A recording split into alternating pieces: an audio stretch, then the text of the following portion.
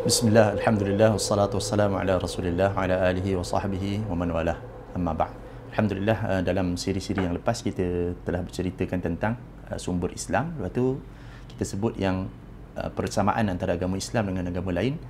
Antaranya ialah kita percaya kepada benda yang gaib. Agama lain pun ada percaya kepada benda-benda yang gaib. Tapi kita ada kayu ukur, kita ada disiplin dalam nak mempercayai perkara-perkara gaib. Apa benda contoh benda-benda gaib yang tak boleh diterima dalam syariat Islam? Apa contohnya? Yang pertama, tilik nasib. Tilik nasib ni ada dua. Tilik, tukang tilik ni ada dua. Satu, tukang tilik untuk tahu benda yang akan berlaku di masa hadapan. Satu lagi, tukang tilik untuk mengetahui benda yang telah berlaku pada masa lepas. Apa contoh? Sebenarnya kalau kita belajar bahasa Arab, perkataan Nabi ni, apa maksud Nabi? Nabi ni antaranya bermaksud orang yang diberikan pengetahuan tentang benda depan, masa hadapan. Benda yang belum berlaku lagi, tapi dia diberitahu tentang apa yang akan berlaku. Itulah maksud Nabi. Jadi nubuwah ni, bahasa Inggeris panggil prophecy. Prophecy ni maksudnya dia dapat tahu benda yang belum jadi lagi, dia dapat tahu apa yang akan jadi pada masa depan. Apa yang membezakan orang biasa dengan Nabi? Itulah dia yang paling asas. Orang biasa tak boleh tahu benda yang akan berlaku di masa hadapan. Nabi telah diberitahu apa yang akan berlaku pada masa depan. Dan kita pun sebutlah, tak semua benda masa depan Nabi Muhammad sallallahu alaihi wasallam dan para anbiya alaihi wasallam tahu semua, tidak. Jadi tukang tilik ni ada dua jenis.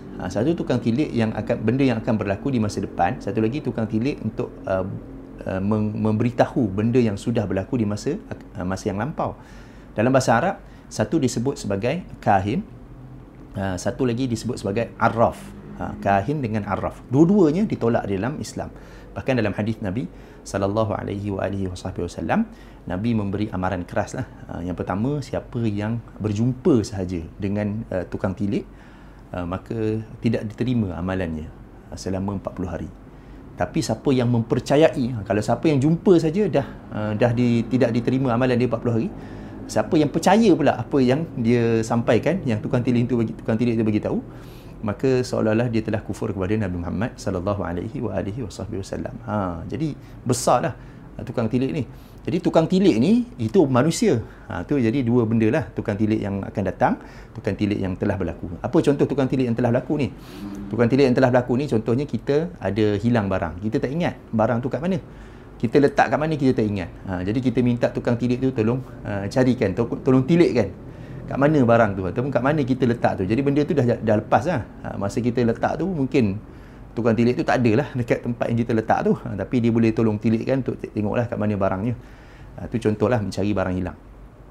Banyaklah benda-benda mencari barang hilang ni yang menyebabkan pergaduhan, menyebabkan permusuhan, bahkan ada menyebabkan kematian. Contoh dalam sejarah negara kita ni, contohnya ada kes kecurian, betul orang jumpa dengan tukang tilik. Lepas tu tukang tilik tu bagi tahu ada kawan dia yang curi. Jadi mereka pun pergilah kepada kawan dia ni dan mereka memukul kawan dia ni sampailah kawan dia tak mengaku sampailah kawan dia tu meninggal dunia. Jadi itu contohlah. Tu contoh macam mana tukang tilik ni dia memberitahu satu benda dan menyebabkan disebabkan oleh pemberitahuan dia tu ada kematian.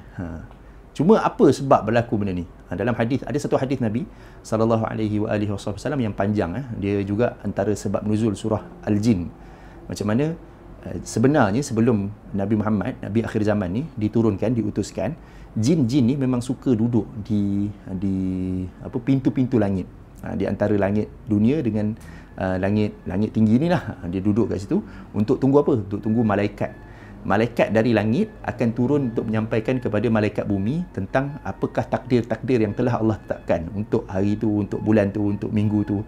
Jadi masa malaikat tu malaikat langit memberitahu kepada malaikat dunia, jin-jin yang tunggu di kaki langit ni, dia curi-curi dengar. Lepas tu apa yang dia dapat tu, maklumat yang dia dapat tu, dia akan sampaikan kepada orang yang menyembah dia dengan ditambah 99 pembohongan. Saya bagi contoh ni saya buat sendiri. Contohlah, ada seorang ni dia sembah jin. Kita sebut sebagai tukang tilik lah. Tukang tilik ni dia sembah jin. Jadi jin tu pun akan bagilah maklumat tu kepada dia.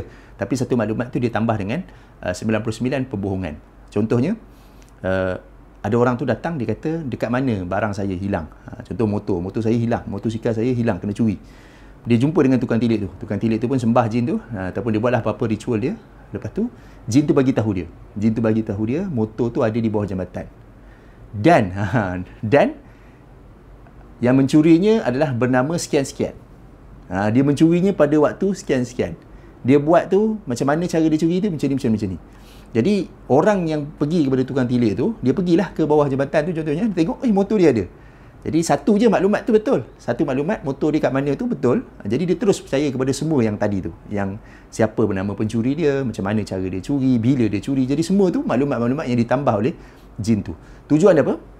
Tidak lain dan tidak bukan, innama yuridu syaitanu an yuqi'a bainakumul adawata wal baghdha.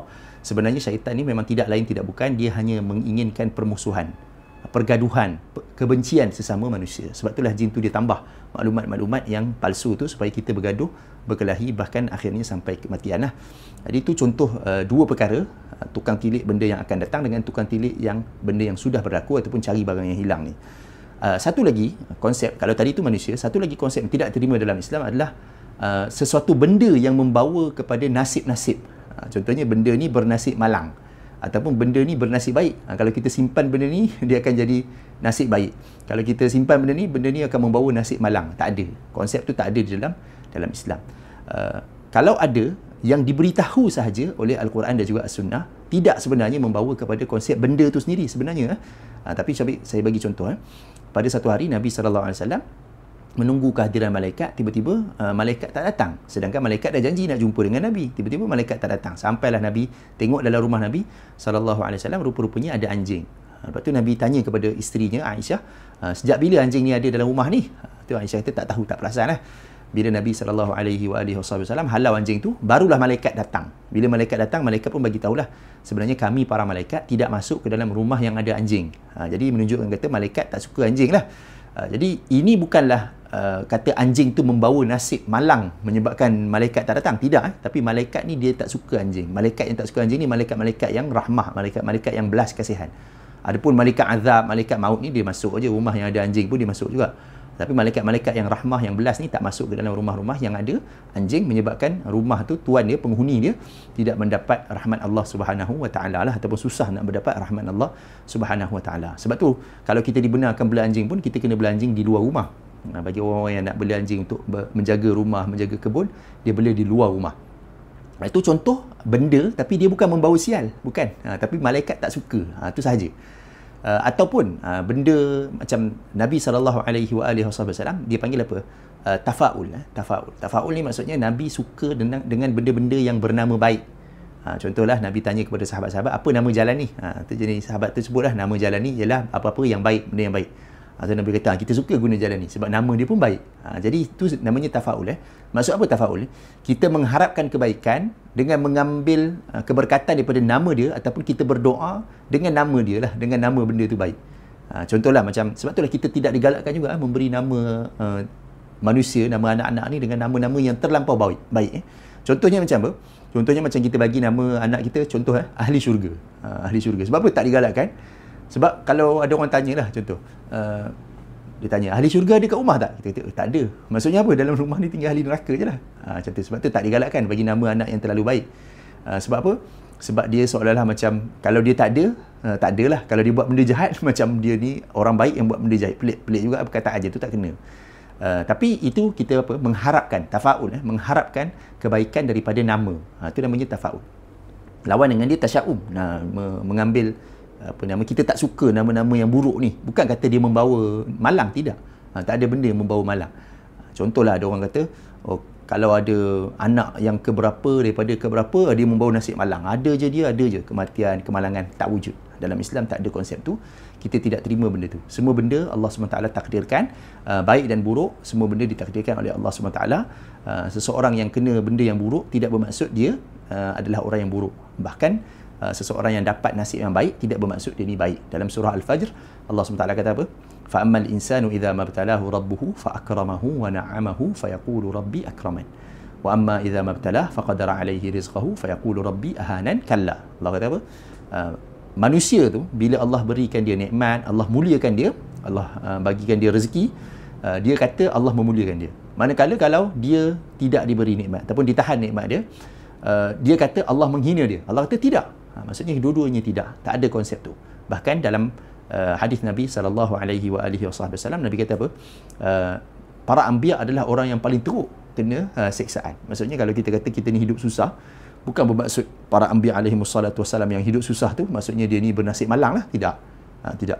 Orang-orang kafir Quraisy, dia kata Nabi Muhammad SAW bernasib malang sebab dia membawa satu mesej permusuhan ataupun perpecahan. Kata dulu kita ni umat Arab ni satu. Bila Nabi bawakan mesej agama Islam ni menyebabkan perpecahan dalam kalangan masyarakat Arab, jadi Nabi ni membawa sial. Jadi dia kata apa? Dia kata sebab itulah anak-anak Nabi yang lelaki semua mati. Anak Nabi lelaki semua meninggal dunia masa kecil. Jadi dia kata macam tu. Jadi Nabi SAW sedih dengan kata-kata tu. Tapi betul tak konsep tu dalam Islam? Tidak. Sebab itulah Allah turunkan surah Alam nashrah laka sadrak wa wada'na anka wizrak alladhi anqadha dhahrak wa rafa'na laka dhikrak. Bukan alam nashrah, sila. Inna a'tayna kal kautsar fasalli li rabbika wanhar inna syani'aka huwal abtar. Orang yang membenci kamulah, inna syani'aka, orang yang membenci kamulah orang yang abtar, yang terputus daripada rahmat Allah Subhanahu Wa Taala. Bukanlah Nabi Muhammad sallallahu alaihi wasallam yang sekadar terputus nasab dari anak lelaki semata-mata. Jadi itulah contoh para anbiya alaihi wassalatu wasallam ni dapat ujian yang sangat berat, bukan bermaksud mereka ni bernasib malang. Begitu juga dengan kalau ada orang tu dia dapat nikmat. Kalau kita tengok orang ni bagus, dapat nikmat di dunia pada hari ni kan, orang yang paling kaya mengikut rekod dunia pada hari ni bukanlah orang Islam. Jadi kita kata menunjukkan kata agama Islam ni tak betul lah. Tidak, bukan begitu. Kalau kita kata negara yang paling kaya, negara yang paling mewah bukanlah negara Islam, jadi bukan maksudnya kebenaran ataupun kebatilan itu diukur berdasarkan kemewahan, hasil nikmat yang ada dekat dunia ni. Semua benda yang berlaku di dunia ni adalah ujian semata-mata, termasuklah perkara-perkara buruk ataupun perkara-perkara baik yang berlaku kepada kita. Jadi tidak ada konsep sial dalam Islam. Apa-apa pun kita beriman, seperti mana kita beriman dalam rukun iman tu, kita beriman dengan semua yang baik dan yang buruk, semuanya datang daripada takdir Allah Subhanahu Wa Taala sebagai ujian kepada kita di dunia ini. Dunia bukanlah tempat balasan yang sebenar, dunia adalah tempat ujian. Akhiratlah semata-matanya tempat balasan. Jadi wallahu alam. Qul qawli hadza wa astaghfirullahal azim li wa lakum. Assalamualaikum warahmatullahi wabarakatuh.